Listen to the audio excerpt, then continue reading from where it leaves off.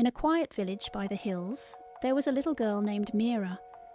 Every night, before going to bed, she sat by her window and looked up at the brightest star in the sky.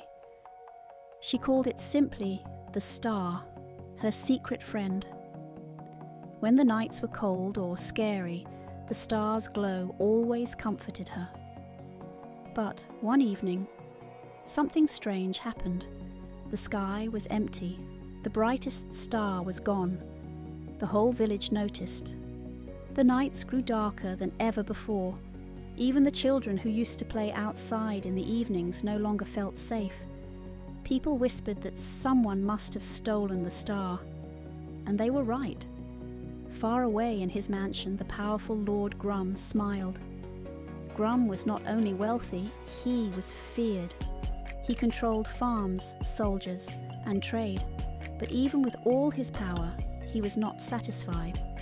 He wanted the sky's brightest jewel. So he turned to his hidden charms, ancient spells and strange stones that gave him strength beyond men. With those charms, he whispered words into the wind, stretched his hand toward the heavens, and pulled the star from the sky. Now it lay trapped inside a crystal jar glowing on Grum's table. "Now its light is mine," he said proudly. "I will be the most powerful of all." But in the village, little Mira noticed the star's absence. The darkness was too heavy and her heart too restless. She decided to find out what had happened. The next morning she walked beyond the hills, crossed fields, and reached Grum's mansion. Peeking through his grand window, she saw the star glowing faintly inside the jar. Gathering courage, Mira knocked boldly. "Why did you steal the star?" she asked when Grum opened the door. Grum smirked. "Because I could. With my charms, I have bound its light to myself. Now no one can stop me."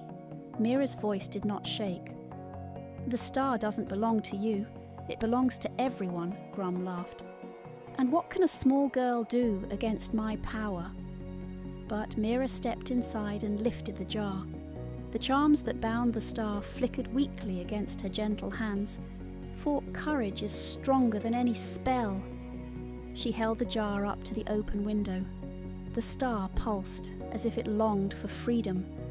With a whisper, Mira opened the jar. "Go back, star. The world needs you." In a burst of light, the charms shattered. The star soared into the sky, brighter than ever before. The whole village rejoiced. Grum shielded his eyes. For all his power, he could not hold what was never meant to be owned. From that day on, he never dared to misuse his charms again. That night, Mira sat by her window smiling.